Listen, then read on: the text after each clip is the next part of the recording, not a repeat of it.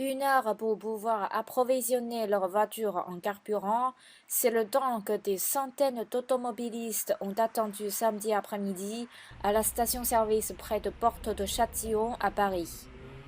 Chez Total Energy, la grève dure depuis 2 semaines. La situation actuelle de pénurie d'essence devient un véritable casse-tête pour une part des conducteurs.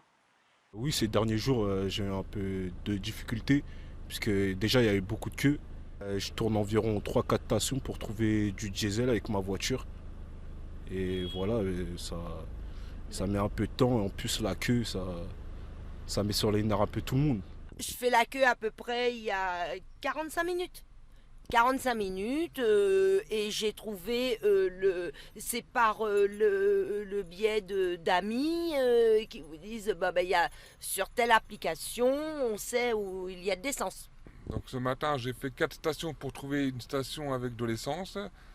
Et quand j'ai trouvé la station, j'ai fait à peu près 3 heures de queue. Et au moment de pouvoir mettre l'essence, il n'y avait plus d'essence. Cet après-midi, donc où on est en ce moment, à Port de Châtillon. Et là, on va voir s'il y a de l'essence. Mardi prochain, la CGT appelle à une grève nationale interprofessionnelle, avec comme principale revendication une hausse des salaires.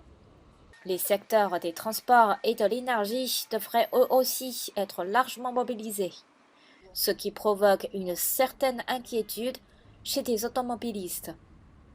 Pour mardi prochain, oui, ça m'inquiète, puisque je pense qu'il y aura plus de monde qui vont prendre la voiture, vu qu'il y a la grève des transports.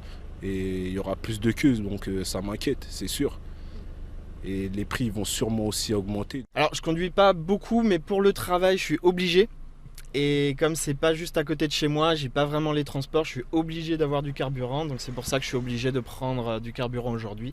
Et si dans les semaines à venir ça va pas mieux, bah oui, là je serai vraiment impacté. J'ai besoin de mon véhicule pour travailler et je ne sais pas ce qui va se passer étant donné que la grève a été reconduite par la CGT.